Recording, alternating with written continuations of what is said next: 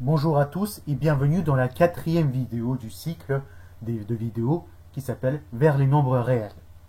Dans cette vidéo, nous allons voir pourquoi n'a-t-on pas le droit de diviser par 0. Tout d'abord, c'est quoi diviser?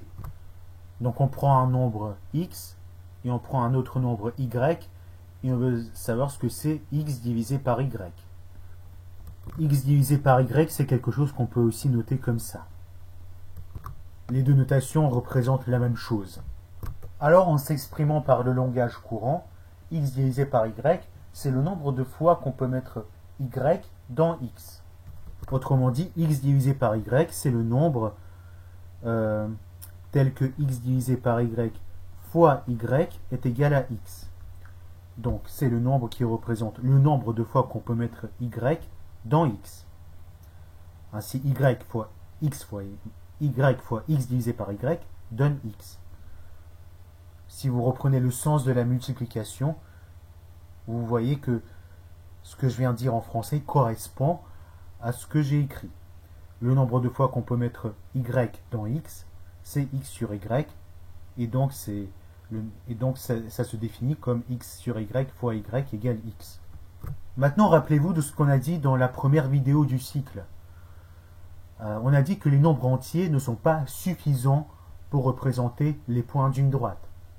En effet, les nombres entiers ne permettent de représenter que les points de la droite qu'on a notés ici, que j'ai noté par des traits. Entre 0 et 1, entre 1 et 2, il y a plein d'autres points. En particulier, quand vous avez une longueur unitaire, vous pouvez prendre un tiers de la longueur unitaire. Quand vous avez une longueur unitaire, vous pouvez prendre la moitié de la longueur unitaire. Quand vous avez une longueur unitaire, vous pouvez aussi prendre un quart de la longueur unitaire. Donc là, dans les exemples, les longueurs unitaires que j'ai dessinées sont volontairement plus longues que les longueurs unitaires sur la droite. Mais ça, c'est pour pouvoir plus facilement la diviser en plusieurs morceaux. Ainsi, l'intuition même nous dit que quand on a un segment, on peut le diviser en n parties égales.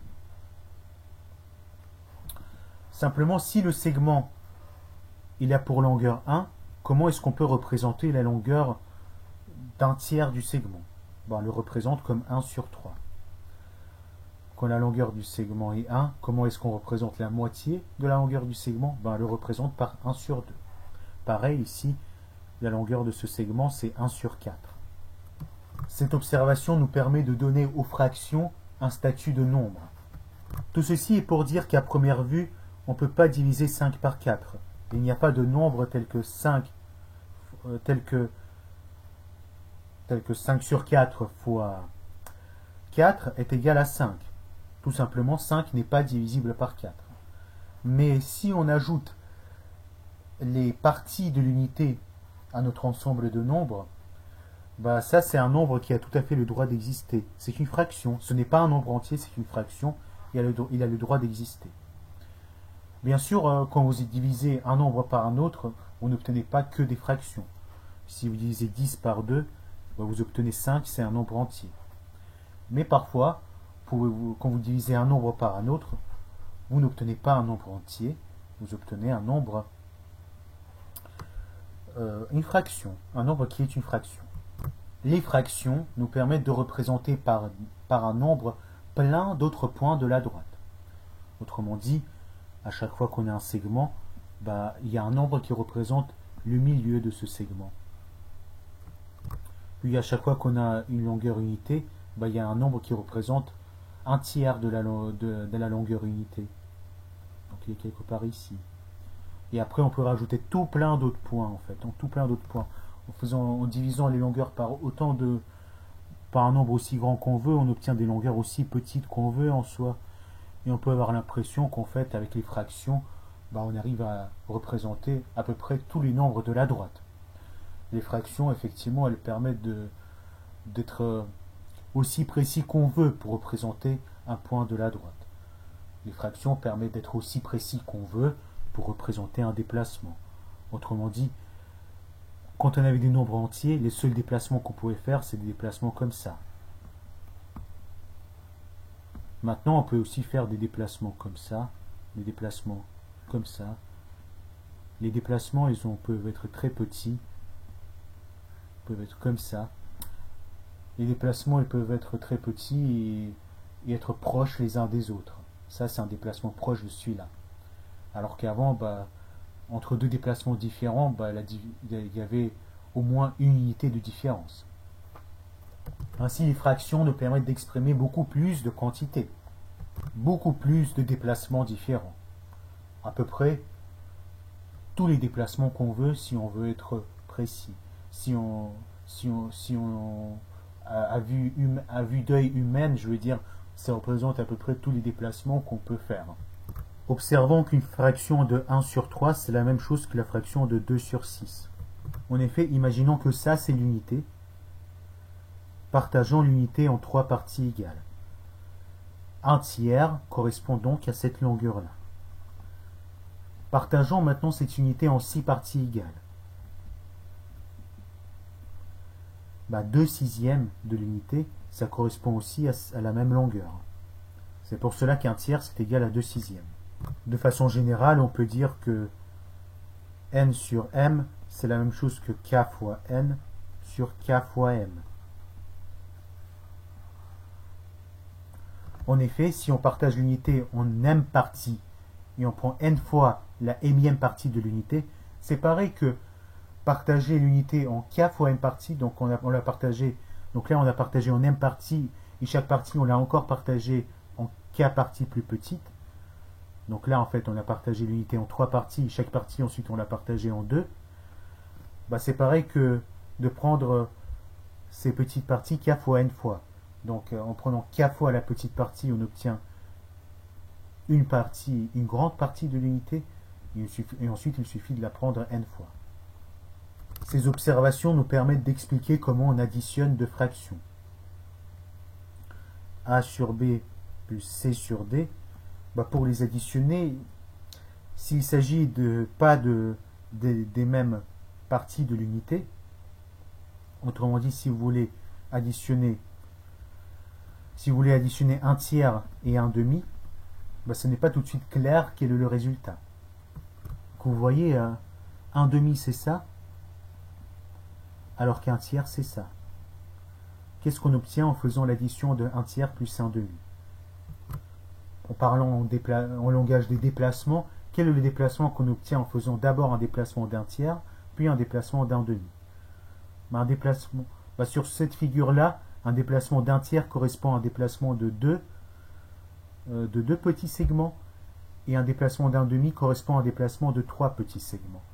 Donc un déplacement de 1 tiers plus un demi, c'est un déplacement de 2 petits segments, puis un déplacement de 3 petits segments. Donc en fait, au final, c'est un déplacement de 5 petits segments. Or, un petit segment, c'est un déplacement de 1 sixième. Donc 1 tiers plus 1 demi, c'est un déplacement de 5 sixièmes. En fait, pour y arriver, on a dû exprimer les deux fractions sous le même dénominateur. 1 tiers, on a dû l'exprimer comme 2 sixièmes. 1 demi, on l'a exprimé comme 3 sixièmes. Donc, additionner des sixièmes, c'est facile. 2 sixièmes plus 3 sixièmes, c'est 5 sixièmes. Donc, ce principe-là nous permet d'additionner des fractions. Pour comparer deux fractions, le principe est le même. Il suffit aussi de les mettre sous le même dénominateur et de comparer les numérateurs. Ensuite, il n'est pas non plus très compliqué de donner un sens à la multiplication de deux fractions. En effet, un quart de 20, un quart multiplié par 20, c'est prendre un quart de 20. C'est pareil que diviser 20 par 4. Donc c'est 5. On sait multiplier deux nombres entiers. On sait multiplier 1 sur un entier par un autre nombre en disant que prendre un quart, 1 sur 4 fois un nombre, c'est diviser ce nombre par 4. Remarquez à quel point c'est logique. Prendre 2 fois un nombre, c'est additionner ce nombre-là avec lui-même. Prendre un quart d'un nombre, c'est diviser ce nombre par 4. Tout est très logique. Donc, de façon générale, prendre 5 quarts d'un nombre, c'est prendre 5 quarts de ce nombre. 5 quarts de 20, c'est la même chose que prendre un quart de ce nombre, donc 20 sur 4, et le prendre 5 fois. Donc, autrement dit, on obtient 25 ici, parce que 20 sur 4 c'est 5, et 5 fois 5 c'est 25. De manière générale, ça nous permet de formuler une règle assez simple pour la multiplication de deux fractions, c'est qu'en fait A sur B fois C sur D, multiplier A sur B par un nombre C sur D, c'est pareil que d'abord diviser ce nombre par B et multiplier le résultat par A. Donc c'est pareil que A fois C sur D divisé par B, et C sur D divisé par B, on a une fraction C divisée par D, et on la divise encore en B partie. Donc c'est pareil que la diviser en B fois D. Ensuite, vous voyez que si vous prenez 2 fois un tiers, c'est pareil que 1 tiers plus 1 tiers, et quand vous faites 1 tiers plus 1 tiers, vous obtenez 2 tiers. Donc 2 fois 1 tiers, le sens de 2 fois 1 tiers, c'est 1 tiers plus 1 tiers, et c'est 2 tiers. Donc pareil, A fois une fraction, c'est A fois le numérateur de cette fraction sur le dénominateur. Donc la règle pour multiplier deux fractions est simple à comprendre et simple à exprimer. Maintenant, revenons à la question principale de cette vidéo. Pourquoi n'a-t-on pas le droit de diviser par 0? Tout ce qui a précédé a servi à dire qu'on peut au final diviser de nombres entiers, comme 4 divisé par 5, on obtient juste un nombre qui n'est pas entier. Alors que si on divise 20 par 5, on obtient un nombre qui est entier. C'était aussi pour vous dire que quand on prend un nombre et qu'on le divise par un nombre non nul, on a un certain nombre de parties, il est assez clair ce que ça veut dire le résultat de la division. Par exemple, là on a pris un nombre et on l'a divisé par 5, le nombre résultat, ça correspond à cette longueur-là. De même, si on prend deux nombres non nuls relatifs, on peut définir la division entre deux nombres non nuls relatifs avec la règle des signes. Ce qu'on a dit avant nous permettait de diviser un nombre positif par un nombre positif non nul, avec les règles de signes en étant la division au nombre relatif. De la même manière qu'on peut étendre la multiplication entre nombres positifs à la multiplication entre nombres relatifs. Bien. Tout d'abord, observons qu'on a le droit de diviser 0 par un nombre non nul. En effet, prenons n un nombre non nul et regardons ce que c'est 0 divisé par n. 0 divisé par n, c'est un nombre qui est tel que 0 divisé par n fois n est égal à 0. Or, si n est non nul, pour que ce produit-là soit nul, il suffit que 0 sur n soit nul. Donc ça signifie que 0 sur n, 0 divisé par n'importe quel nombre non nul, c'est 0. Bien, ça c'est le premier cas.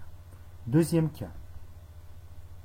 Prenons un nombre non nul et essayons de le diviser par 0.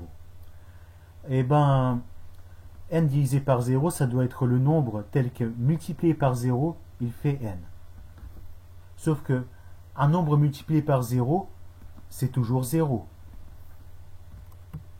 Donc il ne peut pas exister de nombre n divisé par 0 tel que n divisé par 0 fois 0 soit égal à n non nul. C'est pas possible. C'est pour cela qu'on n'a pas le droit de diviser par 0. Parce que tout simplement, n divisé par 0 n'existe pas. Car en effet, on ne peut pas obtenir un nombre non nul en multipliant 0 par un nombre. 0 multiplié par un nombre, c'est toujours 0. Après, vous pouvez dire qu'on peut s'imaginer quand même que n divisé par 0, c'est l'infini. En effet, 0 additionné avec lui-même un nombre fini deux fois, c'est 0, mais peut-être qu'on peut s'imaginer que 0 additionné avec lui-même un nombre infini deux fois peut quand même donner un nombre qui n'est pas 0. D'accord, c'est possible, c'est quelque chose à quoi on peut en soi donner un sens. Enfin, pour finir, voyons voir pourquoi on n'a pas le droit de diviser 0 par 0. 0 par 0, ça doit être le nombre tel que 0 par 0 fois 0 est égal à 0. Or, n'importe quel nombre multiplié par 0 donne 0. Cela signifie que 0 sur 0, ça peut être égal à n'importe quel nombre. Ainsi, 0 sur 0 n'est pas défini. Bien, j'espère que cette vidéo répond à la question pourquoi on n'a pas le droit de diviser par 0. Elle répond aussi à la question Pourquoi est-ce qu'on a toujours le droit de diviser par un nombre non nul? Donc par un nombre non nul, on a toujours le droit de diviser. Par contre, pour 0, on ne peut pas diviser, parce que si on essaie de diviser un nombre non nul par 0, bah, on se rend compte que ce nombre ne peut pas exister. Et si on essaie de diviser 0 par 0, bah, on se rend compte que ça peut être n'importe quel nombre, donc 0 sur 0 n'est pas défini. Donc diviser par 0, c'est pas possible. Bien, vous pouvez poser vos questions par commentaire, et on se retrouve dans la prochaine vidéo.